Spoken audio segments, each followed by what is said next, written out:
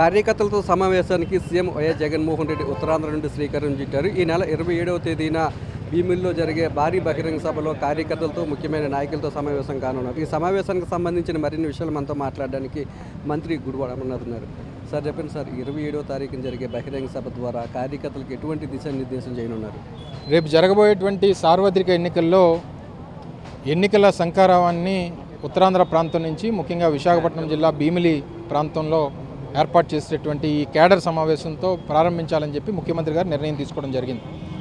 ఉత్తరాంధ్రలో ఉన్నటువంటి గత ఉమ్మడి 3 జిల్లాల్లో ఉన్నటువంటి 34 నియోజకవర్గాల్లో ఉన్నటువంటి వైఎస్ఆర్ కాంగ్రెస్ పార్టీ గ్రామస్థాయిలో ఉన్నటువంటి గృహసారథుల దగ్గర నుంచి రాష్ట్ర స్థాయి మంత్రుల వరకు అందరూ కూడా ఈ సమావేశంలో పాల్గొని జగన్మోహన్ రెడ్డి గారు ఇచ్చేటువంటి పిలుపు, రేపు ఈ రాష్ట్రానికి మళ్ళీ జగన్మోహన్ రెడ్డి గారు లేదా వైఎస్ఆర్ కాంగ్రెస్ పార్టీ తాలూకా అవసరం ఏ మేరకు ఉంది, ఎందుకు ఉంది, పేద ప్రజల తాలూకా ఆకాంక్షలు ఏంటి, ఇవన్నీ చెప్పాలనేటువంటి ఉద్దేశంతో ముఖ్యమంత్రి గారు ఈ సమావేశాన్ని ఏర్పాటు చేయడం, దాంతోపాటు ఒక ఎన్నికల ప్రచార సభగా, ఎన్నికల శంఖారావంగా కూడా దీన్ని మనం అభివర్ణించవచ్చు.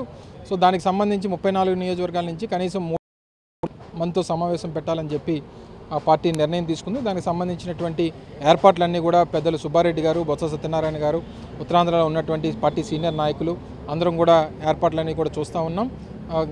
తప్పకుండా ఉందని చెప్పి కూడా అందరం కూడా భావిస్తూ ఉన్నాం. సార్, వచ్చే ఎన్నికలకి జగన్మోహన్ రెడ్డి ఒకవైపు, మిగతా పార్టీలన్నీ ఒకవైపు ఉన్నాయి అంటే ఏ విధంగా పార్టీలు ఎదుర్కోబోతున్నారు? మీ దగ్గర ఉన్న వ్యూహం ఏంటి? ఒకటే అండి, మాకు జగన్మోహన్ రెడ్డి గారికి మొదటి నుంచి చెప్పేది ఏంటంటే, నేను ప్రజలను నమ్ముకున్నాను, నేను వైఎస్ఆర్ కాంగ్రెస్ పార్టీ కార్యకర్తలను నమ్ముకున్నాను, నేను ఇతర పార్టీలను నమ్ముకోవాల్సినటువంటి అవసరం లేదు. నాకు రాష్ట్రంలో ఉన్నటువంటి పేదవాళ్ళు, రాష్ట్రంలో నా పథకాలు, జగన్మోహన్ రెడ్డి గారు అందించినటువంటి వెల్ఫేర్ స్కీమ్స్ అందుకున్నటువంటి ప్రజలే నాకు స్టార్ క్యాంపెయినర్స్ అనేటువంటి మాట నిన్న ముఖ్యమంత్రి గారు చెప్పడం జరిగింది. సో అపోజిషన్ నుంచి ఏ రాజకీయ పార్టీలు కలిసి వస్తాయి, ఈరోజు ఏ రకమైనటువంటి పరిస్థితుల్లో వారు ప్రయత్నాలు చేస్తూ ఉన్నారు అనేటువంటి చూస్తూ ఉన్నాం. వారికి వారు పొత్తులు పెట్టుకోవడానికి, మిగిలినటువంటి రాజకీయ పార్టీలను అన్నింటిని కూడా నడిపించడానికి వారికి సమయం పడుతుంది తప్ప రాష్ట్రంలో ఉన్నటువంటి ప్రజల గురించో, ప్రజల సంక్షేమం గురించో, ప్రజలకి వైఎస్ఆర్ కాంగ్రెస్ పార్టీ చేస్తున్నటువంటి అభివృద్ధి వాళ్ళకి కనబడుతున్నట్టుగా మనం ఎవరం కూడా చూడట్లేదు. కూడా మనం పెద్దగా ఆలోచన చేయాల్సినటువంటి అవసరం కానీ, లేదా ఎదుటివాడు ఏం చేస్తున్నాడు అనేటువంటి ఆ మైండ్ సెట్తో వెళ్లాల్సినటువంటి అవసరం లేదు. జగన్మోహన్ రెడ్డి గారికి ప్రజలు అండుంది, రాష్ట్రంలో లక్షలాది మంది వైఎస్ఆర్ కాంగ్రెస్ పార్టీ కార్యకర్తలు అండుంది. రేపు మళ్ళీ ఈ రాష్ట్రంలో 2019లో ఏ రకమైనటువంటి మెజారిటీని రాష్ట్ర ప్రజలు వైఎస్ఆర్ కాంగ్రెస్ పార్టీకి అందించారో అంతకు మించి మెజారిటీతో మళ్ళీ రేపు అధికారంలోకి వస్తాం. సార్, ఈ నెల 27వ తేదీన టీడీపీ జనసేన ఉమ్మడి మేనిఫెస్టోను విడుదల చేస్తామంటారు. దాన్ని ప్రజలు ఎంతవరకు విశ్వసిస్తారనుకుంటున్నారు? వాళ్ళు ఎన్ని పేజీలు ఇచ్చినా, ఎన్ని వందల హామీలు ఇచ్చినా, ఎన్ని వేల హామీలు ఇచ్చినా గత చరిత్ర అనేటువంటిది ప్రజలు గమనిస్తారు. వీళ్ళేం కొత్త పార్టీలు కాదు కదా, ఈ రాష్ట్రంలో కొత్తగా రాజకీయాల్లోకి వచ్చినటువంటి వారు కాదు కదా. గతంలో 3 సార్లు ముఖ్యమంత్రిగా పనిచేసినటువంటి వ్యక్తి, గతంలో అదే నాయకుడికి అనేక సార్లు మద్దతు తెలిపినటువంటి వ్యక్తి, గతంలో 2014లో మేనిఫెస్టో ఇచ్చినప్పుడు దాని మీద సంతకం పెట్టినటువంటి వ్యక్తి, వీరందరూ ఏ రకంగా వారు ఇచ్చినటువంటి మేనిఫెస్టోని అమలు చేశారా లేదా అనేటువంటిది మనం చూసాం.